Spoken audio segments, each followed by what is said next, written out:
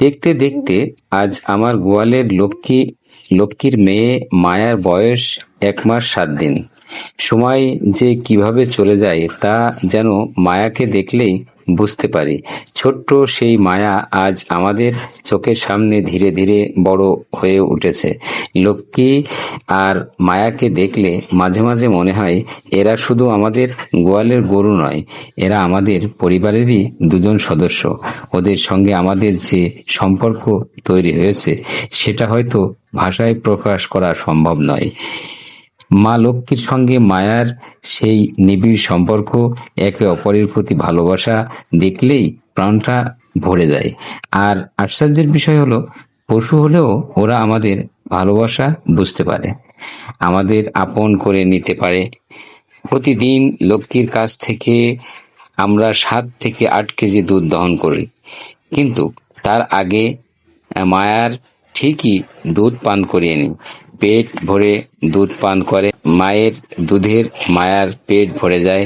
মায়াকে তৃপ্তি দিয়ে দুধ পান করায় লক্ষ্মী। জীবনে অনেক সম্পর্ক রক্তের হয়, আবার কিছু সম্পর্ক তৈরি হয় ভালোবাসা দিয়ে।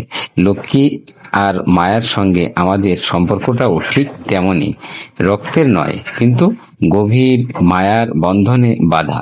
ওরা হয়তো কথা বলতে পারে না, কিন্তু ওদের চোখে ভাষা আমরা বুঝতে শিখেছি, ওদের ভালোবাসা আমরা অনুভব করি। লক্ষ্মী আমাদের ঘরে এসেছে অনেকটা সময় হলো, আর মায়া এসেছে মাত্র 1 মাস 7 দিন, কিন্তু এরই মধ্যে ওরা আমাদের সংসারে এমন একটি অংশ হয়ে গেছে যাদের ছাড়া গোয়াল ঘরটা যেন অপূর্ণ মনে হয়। আসলে ভালোবাসার কোনো ভাষা নেই, কোনো জাত নেই, কোনো সীমারেখা নেই।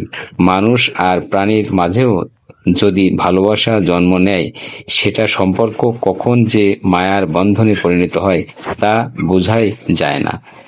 লক্ষ্মী ও মায়ার জন্য আপনারা অন্তর খুলে দোয়া করবেন। লক্ষ্মী ও তার মেয়ে মায়া যেন সুন্দর থাকে। আর এই ভিডিওটি ভালো লাগলে অবশ্যই শেয়ার দিতে ভুলবেন না। ভালো থাকবেন। আসসালামু আলাইকুম।